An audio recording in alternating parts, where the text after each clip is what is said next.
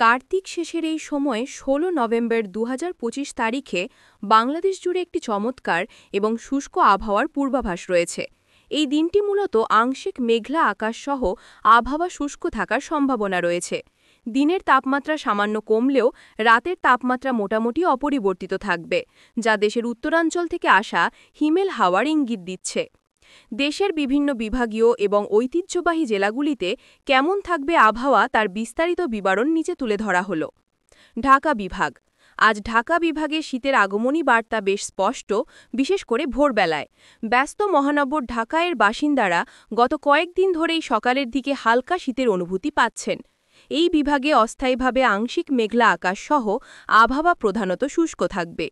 বৃষ্টিপাতের সম্ভাবনা প্রায় নেই, ৫% কম। গোপালগঞ্জ জেলা এবং ঐতিহাসিক গুরুত্বের অধিকারী ফরিদপুর জেলার গ্রামীণ অঞ্চলগুলিতে হালকা কুয়াশার চাদর দেখা যেতে পারে। শিল্পনগরী নারায়ণগঞ্জ এবং পার্শ্ববর্তী এলাকাগুলোতে দিনের বেলায় আর্দ্রতা কম থাকায় বেশ আরামদায়ক আবহাওয়া বিরাজ করবে।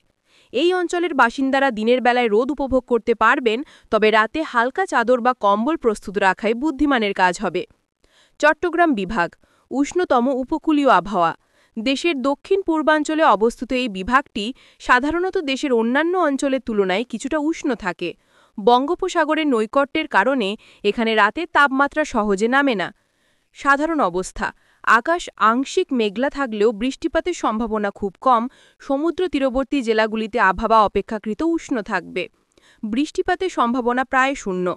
পর্যটন কেন্দ্র কক্সবাজার এবং বন্দরনগরী চট্টগ্রামে দিনের বেলায় চড়া রোদ থাকতে পারে, তবে সন্ধ্যায় সমুদ্রের বাতাস কিছুটা স্বস্তি দেবে। পাহাড়ি জনপদ বান্দরবন এবং খাগড়াছড়িতে দিনের তাপমাত্রা বেশি থাকলেও রাতের দিকে পাহাড়ের চূড়াগুলিতে হালকা শীতের পরশ অনুভূত হতে পারে।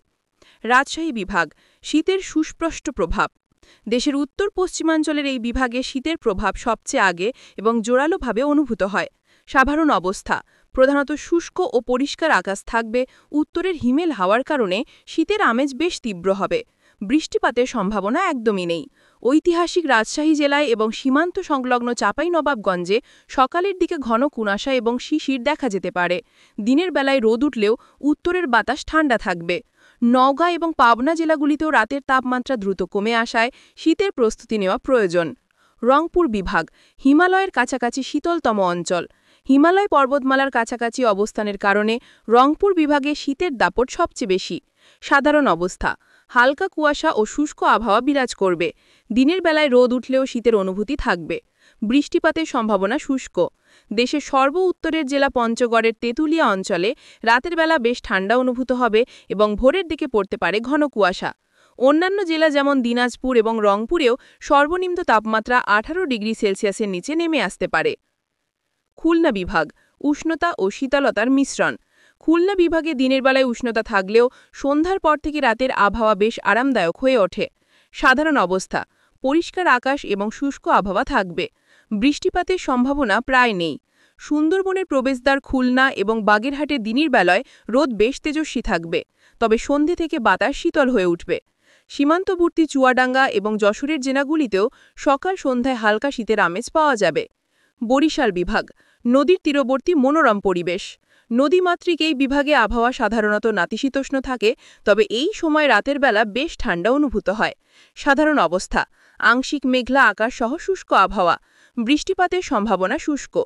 শস্য ভাণ্ডার বরিশাল এবং পটুয়াখালীর সমুদ্র তীরবর্তী অঞ্চলগুলিতে দিনের বেলায় রোদ এবং রাতের বেলা হালকা ঠান্ডা বাতাস বিরাজ করবে। প্রাচীন জনপদ ঝালকাঠি ও তার আশেপাশের এলাকাগুলিতে কুয়াশা পড়ার সম্ভাবনা কম। সিলেট বিভাগ। পাহাড় ও প্রকৃতির স্নিগ্ধতা। দেশের উত্তর পূর্বাঞ্চলে অবস্থিত সিলেট বিভাগে হালকা শীত ও শান্ত আবহাওয়া বিরাজ করবে। সাধারণ অবস্থা। আকাশ পরিষ্কার, তবে সিলেট অঞ্চলের কিছু অংশে স্থানীয় কারণে হালকা মেঘ দেখা যেতে পারে। বৃষ্টিপাতের সম্ভাবনা খুবই সামান্য, মূলত শুষ্ক। চা বাগানের জন্য বিখ্যাত সিলেট এবং ধর্মীয় স্থান মৌলভীবাজারে সকালে প্রকৃতির স্নিগ্ধতা উপভোগ করা যাবে। হবিগঞ্জ জেলা ও তার আশেপাশে দিনে রোদ ঝলমলে থাকবে, তবে সন্ধ্যা নামার সঙ্গে সঙ্গে শীতের আগমনী টের পাওয়া যাবে। ময়মনসিংহ বিভাগ। নতুন আমেজের শুরু। এই বিভাগটি উত্তরাঞ্চলের দিকে থাকায় শীতের প্রভাব এখানেও ধীরে ধীরে বাড়ছে। সাধারণ অবস্থা। আংশিক মেঘলা থেকে প্রধানত শুষ্ক আকাশ।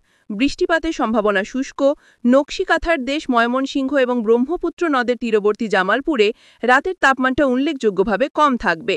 ভোরের দিকে সামান্য কুয়াশার আভাস পাওয়া যেতে পারে। ১৬ নভেম্বর ২০২৫ তারিখের আবহাওয়ার পূর্বাভাস অনুযায়ী সারা বাংলাদেশে মূলত শীতের আগমনী বার্তা স্পষ্ট। শুষ্ক এবং পরিষ্কার আকাশ দিনের বেলায় উজ্জ্বল রোদ উপহার দিলেও রাত এবং ভোরবেলা তাপমাত্রা কমে আসায় শীতের অনুভূতি বাড়বে। বিশেষ করে পঞ্চগড় এবং তেঁতুলিয়া সহ উত্তরাঞ্চলের জেলাগুলিতে শীতের তীব্রতা বেশি থাকবে। সাধারণ বার্তা: দিনের বেলায় হালকা গরম পোশাক এবং রাতের জন্য উষ্ণ পোশাক পরিধান করা উচিত। কৃষকদের জন্য শুষ্ক আবহাওয়ার কারণে ফসল রক্ষায় উপযুক্ত সেচ ব্যবস্থা গ্রহণের পরামর্শ দেওয়া হচ্ছে। পর্যটকদের জন্য মনোরম আবহাওয়ার কারণে ভ্রমণ বা বাইরে ঘোরার জন্য দিনটি চমৎকার।